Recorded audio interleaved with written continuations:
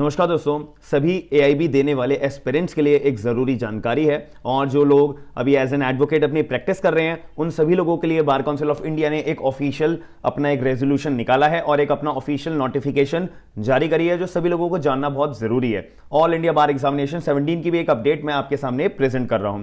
सबसे पहली बात, हम वीडियो को स्टार्ट करते हैं। तो इसके अंदर जो है अभी बार काउंसिल ऑफ इंडिया ने अपना ऑफिशियली एक रेजोल्यूशन निकाला है। इसमें बोला है कि भाई जितने भी कैंडिडेट्स जो अपना स्टेट बार काउंसिल के अंदर एज एन एडवोकेट एनरोल्ड हुए थे, हमारा अक्टूबर 31 2021 से टाइम पीरियड को लेकर अप्रैल 2023 तक ये जो टाइम पीरियड का जो गैप है, यानी कि जो ये 2 साल का टाइम पीरियड है, मोटा मोटा हम मान लेते हैं, तो यहां पर जितने भी लोगों ने अपना एनरोलमेंट कराया, इससे पहले वाले बंदों ने अपना एनरोलमेंट कराया, तो आपका जो है टाइम पीरियड जो एग्जेम्प्ट करा जाएगा बार काउंसिल ऑफ इंडिया के द्वारा 31 अक्टूबर 2021 से लेकर अप्रैल 2023 तक यहां पे जो ये सारा का जो ये सारा टाइम पीरियड है ना, इसको एग्जेम्प्ट कर दिया गया है, इसको जो है हटा दिया गया है। यानी कि सीधे शब्दों में कहने का मतलब यह है कि अगर आपने अपना स्टेट बार काउंसिल के अंदर एज एन एडवोकेट मान लेते हैं 20 अक्टूबर 2021 को कराया है, अब आपके पास 19 अक्टूबर 2022 का एक बारी टाइम पीरियड है, 1 साल आपका पूरा हो जाएगा, एज एन एडवोकेट आप एनरोल्ड रहोगे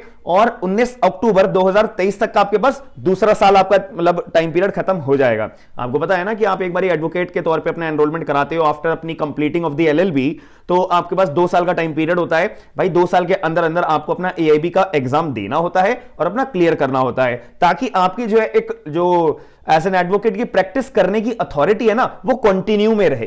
तो अगर आप अपना एआईबी का एग्जाम इन 2 सालों के अंदर अपना कंप्लीट नहीं करते हो, तो भाई आपकी जो प्रैक्टिस करने की अथॉरिटी है, प्रैक्टिस करने का अधिकार है, वो छीन लिया जाता है। लेकिन आपको जो है एआईबी देने से रोक नहीं लगाई जाती। आप एआईबी भाई कभी भी दो, अनलिमिटेड टाइम्स दे सकते हो, कोई भी दिक्कत नहीं आती। बट यहां पे जो है ना बहुत ज्यादा इशू अभी जो है दिल्ली हाईकोर्ट के अंदर यहां पे एक पिटीशन फाइल हुई है, जिसमें एक कैंडिडेट था, उसका नाम था निशांत खत्री। इन्होंने जो है अपना एज एन एडवोकेट 2019 नवंबर के अंदर अपना एनरोलमेंट कराया था। ठीक है, अब इन्होंने दिल्ली हाईकोर्ट में पिटीशन फाइल करी थी। दिल्ली हाईकोर्ट से उन्होंने पूछा कि जज साहब एक बात बताइए, मेरा नवंबर 2019 से लेके नवंबर 2020 का 1 साल कंप्लीट हो गया और नवंबर 2021 से मेरा दूसरा साल कंप्लीट हो गया, अब 22 से मेरा दूसरा साल कंप्लीट हो गया, अब भाई मैं अपनी प्रैक्टिस तो कर नहीं सकता क्योंकि मेरा 2 साल का टाइम पीरियड खत्म हो गया। अभी वीडियो के स्टार्टिंग में मैंने आपको ये चीज क्लैरिफाई करी है कि अगर आपका 2 साल का टाइम पीरियड खत्म हो गया और इन 2 सालों के अंदर एआईबी बार काउंसिल के द्वारा कभी भी कंडक्ट करवाया गया और आपने फॉर्म नहीं भरा,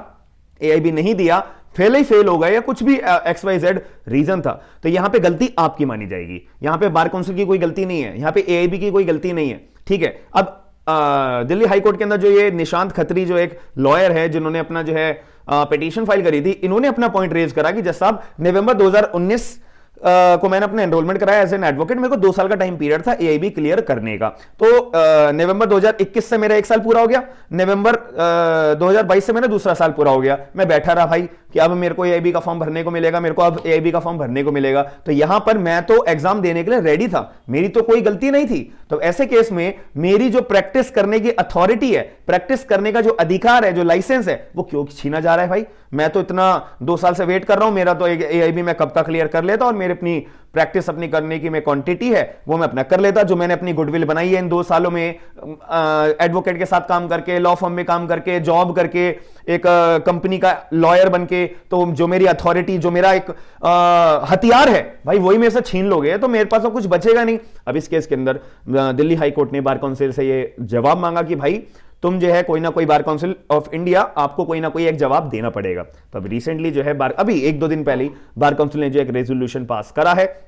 मैं आपको बस एक दिन थोड़ा लेट हो गया अपडेट देने के लिए क्योंकि मैं अदर कामों में बिजी था, इसी वजह से। बट मैं आपको ऑफिशियली, आपको पता है मैं जेन्युइन अपडेट लेके आता हूं, सारी की सारी जेन्युइन बात आपको बताता हूं। तो बार काउंसिल अपनी जो ये क्लैरिफिकेशन है अभी रिसेंटली दिल्ली हाईकोर्ट के अंदर दी है और एक ऑफिशियली सारे के सारे ऑल ओवर इंडिया वकीलों के लिए जो है एक ऑफिशियली यहां पे नोटिफिकेशन जारी करी है कि भाई अगर आपने एनरोलमेंट अपना 2021 से अक्टूबर से पहले कराया हुआ है, तो 31 अक्टूबर 2021 से लेके अप्रैल 2023 तक का ये जो सारा का सारा टाइम पीरियड है, आप लोग जितने भी लोग इस टाइम पीरियड में आपके जो 2 साल पूरे हो रहे हैं, तो सब लोग अपना रिलैक्स हो जाओ। आपके खुशखबरी वाली बात है, आपको जो है 2 साल का टाइम पीरियड आपका खत्म नहीं होगा, 2023 से ही आपका दिन काउंट होगा, अप्रैल 2023 से ही आपका जो है टाइम पीरियड काउंट होगा। तो ये जो अप्रैल 2023 तक का जो ये टाइम है और 31 अक्टूबर 2021 का जो टाइम है, आपके लिए कोई भी दिक्कत नहीं आएगी, आपको जो है अथॉरिटी नहीं छीनी जाएगी। एज एन एडवोकेट आपको प्रैक्टिस नहीं करनी है कंटिन्यू, भाई अब करके रखो, कोई भी दिक्कत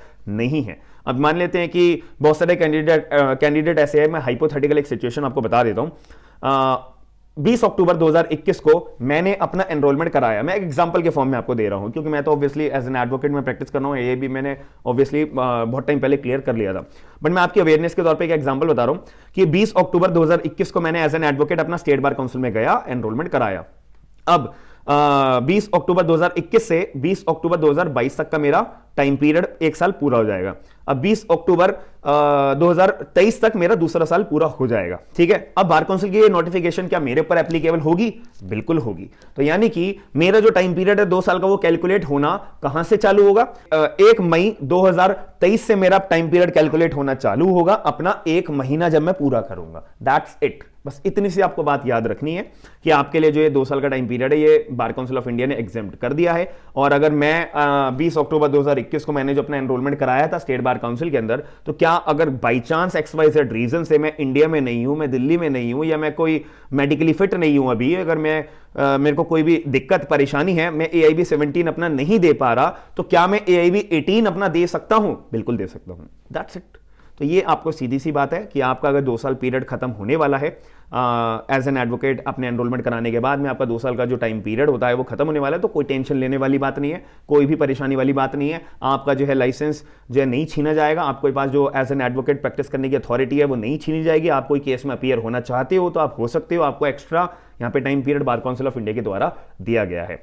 अब यहाँ पे जो अभी मैंने रिसेंटली 1-2 दिन पहले जब एक बार काउंसिल की वीडियो अपलोड करी थी, तो वहां पे मैंने आप लोगों से एक क्लैरिफिकेशन दिया था, लेकिन बहुत सारे लोगों के कमेंट आ रहे हैं कि सर एक बात बताइए कि स्टेट बार काउंसिल को जो आप सर्टिफिकेट अपलोड करने के लिए कह रहे हैं, वो कौन सा सर्टिफिकेट अपलोड करना होगा?